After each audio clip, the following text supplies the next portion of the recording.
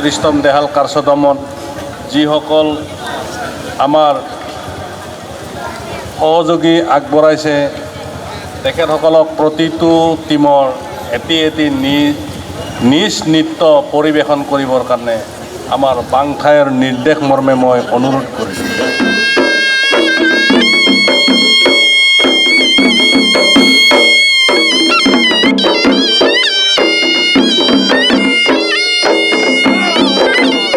আপুনি সকলোকে ঠাণ্ডা কৰি ফুৰাব লাগে।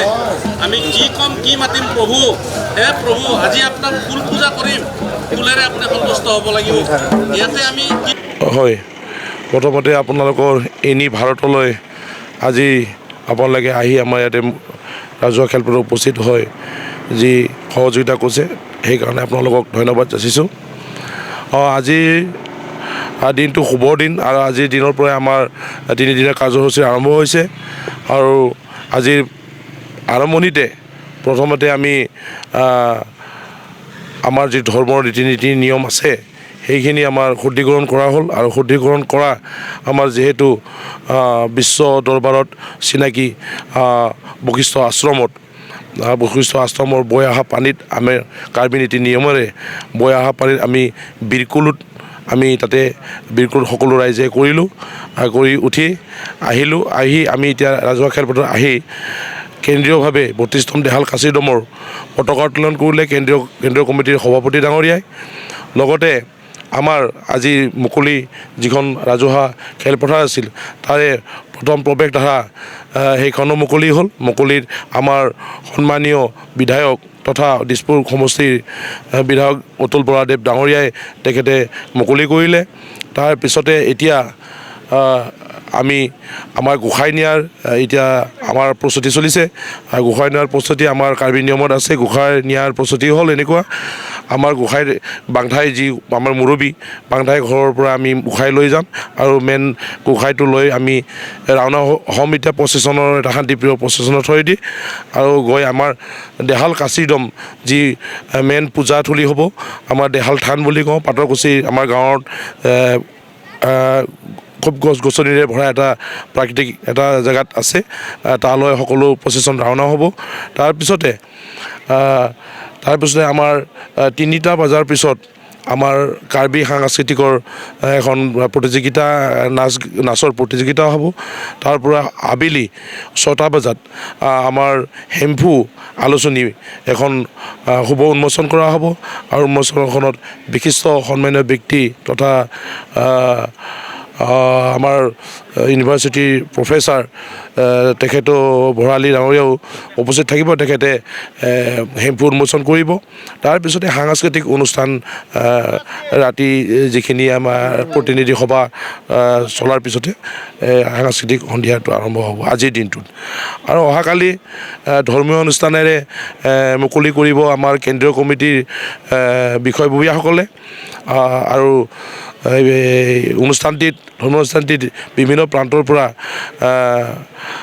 ভালেমান প্ৰতিনিধি আহিব আৰু তেখেতসকলৰ লগত আলোচনা কৰি জাতি ধৰ্ম বিষয়ে আগন্তুক কেনেবাকৈ আমাৰ কাৰ্বি জাতি তথা অসমবাসীৰ মংগলৰ কাৰণে তেখেতসকলেও প্ৰাৰ্থনা দেৱতাৰ ওচৰত মানে এটা প্ৰচেষ্টা হাতত লৈছে তেখেতসকলে, সেই বিষয়ে আমি ব্যৱস্থা কৰি দিছোঁ। আবেলি ভাগত আকৌ তেনেকুৱাই সন্মানীয় ব্যক্তি কিছুমানক আমি প্ৰমাণপত্ৰ দিম অহাকালি আৰু তাৰপিছত সাংস্কৃতিক এইটো মানে সন্ধিয়া আৰম্ভ হ'ব। হয় হয়, এনে আমাৰ পৰম্পৰাগত খেল যিবিলাক আছে সেইবোৰ ইয়াতে আমাৰ ৰখা গৈছে। এইটো কিংডং কিকাট বুলি কয়, বাঁহেদি যিটো খোজ খায় সেইটো এটা আমাৰ পৰম্পৰা আছে, সেইটো এটা প্ৰতিযোগিতা ৰখা গৈছে।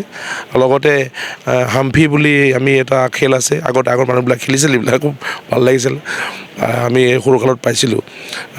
সেইটো এটা খেল মানে খিলাগুটি বুলি কয় অসমীয়াটো, সেইটো খেলৰ এটা আমি হাতত ৰাখিছোঁ।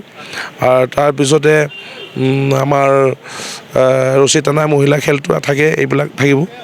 এনেকুৱা বিভিন্ন ধৰণৰ পৰম্পৰাগত খেলবিলাক ৰখা গৈছে। উদযাপন কৰিছোঁ আমাৰ এই পাটৰকুচিত এইবাৰ 32তম কাৰ্বি দেহাল কাচিদমত যিটো আমাৰ বাংঠাইৰ ঘৰত আজি আমাৰ আয়োজন কৰা হৈছে, এই আয়োজনটোক কয় আমাৰ যোগান। এই যোগানটোক আমাৰ এতিয়া আমি দেৱাল থানলৈকে যাম। দেৱাল থানত গৈ তাৰ পৰা আহি আকৌ আমি বাংঠাই ঘৰত আহি উপস্থিত হ'ম। আমাৰ সমূহ ৰাইজে সকলোখিনিয়ে একেলগে সহযোগ কৰি আগবঢ়াই লৈ যায়। ঢোল-কালি, পেঁপা, গগনা, আমাৰ যিটো গোসানী বুলি কয়, গোসানীটোক আমি লৈ যাই আকৌ লৈ আহিম। তাৰপিছত আমাৰ ইয়াতে মানে যোগান আৰম্ভ কৰা হয়। অহা কালিলৈ আমাৰ বলি বিধান আৰম্ভ হ'ব। ছাগলী এইবিলাক মানে যি মুৰ্গী আছে সেইবিলাক আমাৰ বলি বিধান হ'ব। তেখেতসকলক আমি সকলো ভগৱানৰ ওচৰত প্ৰাৰ্থনা কৰোঁ। আমাৰ এই ভগৱানৰ ওচৰত প্ৰাৰ্থনা কৰোঁতে আমাৰ একচুৱেলি তামলং পূজা হয়। তামলং মানে আমাৰ শিৱৰে এটা অন্য অৱদান, শিৱৰ অন্য অৱদান, এইটো আমি তামলং বুলি কওঁ। কোনোবাই বুঢ়া ঝিমিলি কয়, এনেকুৱা ধৰণৰ নামাকৰণ আছে। এই নামাকৰণ অনুপাতে আমাৰ এইটো তামলং পূজা। গতিকে আমাৰ এই তামলং পূজাত আমাৰ বেলেগৰ দৰে বলি বিধানবিলাক আমাৰ চিধাকে মানে কেৰকাত নলয়, আমাৰ আজাৰা গাঁও মাৰে। এই আজাৰা গাঁৱত আমাৰ মানে পূজা পাঠ হয়। এইখিনি আমাৰ তাৰপিছতে আমাৰ 21 তাৰিখে আমাৰ মুখ্যমন্ত্ৰী মাননীয় ডাঙৰীয়া হেমন্ত বিশ্ব শৰ্মা আহিব। তেখেত আহি আমাৰ পূজা চাবলৈ আহিব। লগতে তুলিৰাম ৰহাং ডাঙৰীয়া আমাৰ EM তেখেতো আহিব। লগতে আমাৰ ফিৰোজ হাজৰিকা অহাৰ কথা আছে, তেখেতো আহিব। এইসকলে আমাৰ ওচৰত আমাৰ এই পূজাত মানে সহযোগ কৰিছে, তেখেতসকললৈ বহুত বহুত ধন্যবাদ জ্ঞাপন কৰিছোঁ। আৰু আমাৰ গুৱাহাটী মেয়ৰো আমাক সহযোগ কৰিছে, তেখেতলৈ ধন্যবাদ জ্ঞাপন কৰিছোঁ। এই নিউজ চেনেলৰ জৰিয়তে আমাৰ লগতে বাংঠাই ডাঙৰীয়াক আমাৰ সহযোগ কৰাৰ কাৰণে বহুত বহুত ধন্যবাদ। আমাৰ বাংঠাই বহুত বহুত ধন্যবাদ বাংঠাই ডাঙৰীয়াক।